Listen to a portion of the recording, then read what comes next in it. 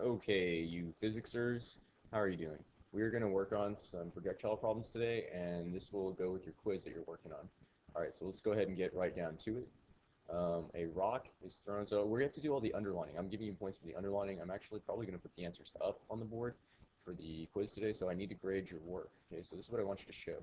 Thrown at 5 meters per second, rock is thrown, we're assuming it's going to be horizontally, right? 5 meters per second, so this is your Vx, off a 40-meter cliff, so that's our D distance, right? But it's called height in the Y direction, right? This is height. Right? What is the time? So I go time, and what? Make sure you do that. This is 2 points right here. Which axis determines the time? I can answer this right now. That's the, if you look at your vocab, that's the Y-axis, right? Okay. How far from the base of the cliff? So if we're drawing this out, which I would recommend that you do for every single one of these problems, person throwing a rock. Okay. From the base, here's the base of the cliff. So we are looking for the distance in the x direction, distance x. How far from the base of the cliff, so this is distance x equals how much does the rock land? Okay, all right, fun one right here. Actually, I wrote this problem a while back, and this ended up on like Pinterest. This problem right here.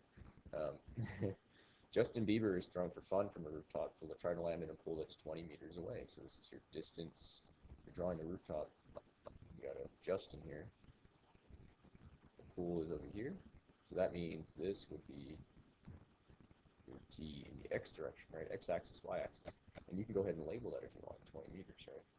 If he jumps horizontally at 2 meters per second, so I put that over here, so your velocity x, so I go velocity x, it is 2 meters per second. And the rooftop is 10 meters high, so that's height, that's your distance in the y direction, right? Let me go ahead and put that right now. How long is Justin in the air? So that's t equals question mark. And remember, this is determined by the y-axis, right? Does Justin make the jump? So we're looking for where on this, in this path of 20 meters does he land? So we're looking, does he make it all the way? Or does he not quite make it, right? If he lands here, he doesn't make it, right? So this is distance in the x direction.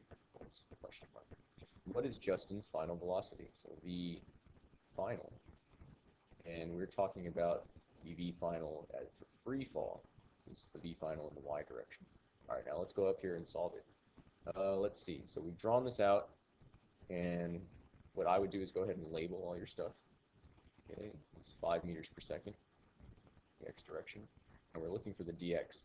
Okay, now which equation do we use, or what axis do we use to get the time? It's the y-axis, right? So what equations do we use for the y-axis?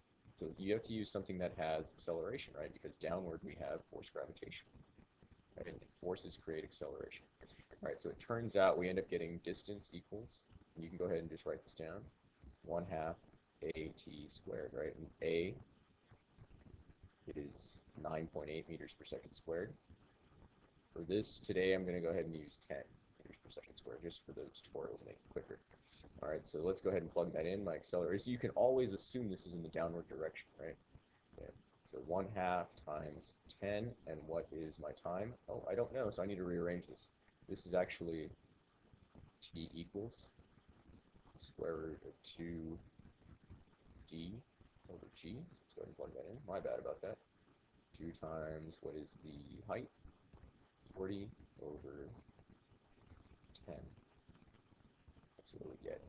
You get the square root of 8. Square root of 8. That comes out to 2.8 seconds. Okay, so this is what time? This is 2.8 seconds. Right. Boom, got it done. Remember to write this equation first. How far from the base of the cliff does the rock land? All right, now we're talking about v in the y direction, right? So this is distance equals velocity in the x times time. Now there isn't a different time for the x and y axis, right? Whatever time you get for the y is what you're going to plug in to this equation. So here's my substitution, my vx. Now does vx change? Is there a force in the x direction? No, there is not, right?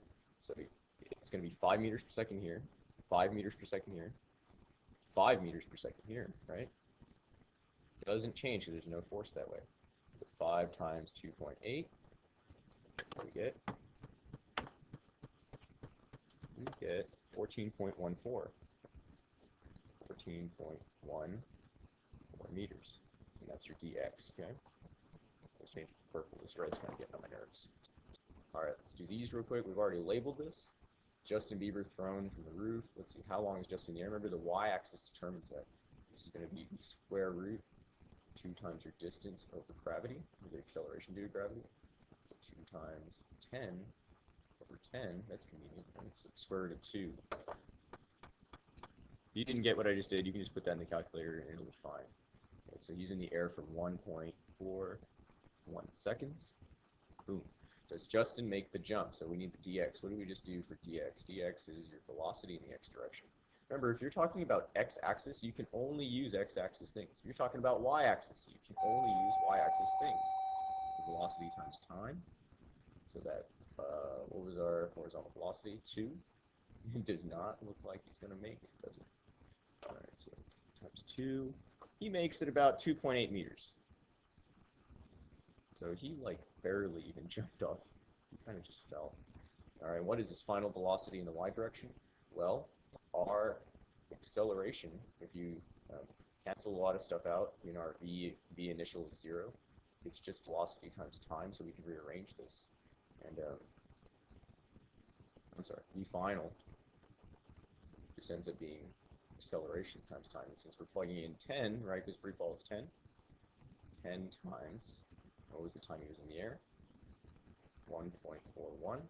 So it ends up being about 14 meters per second downward. 14.1 meters per second downward, right? So he hits the ground downward with this speed. That's going to hurt quite a bit. All right, guys, good luck on your quiz. Do your best.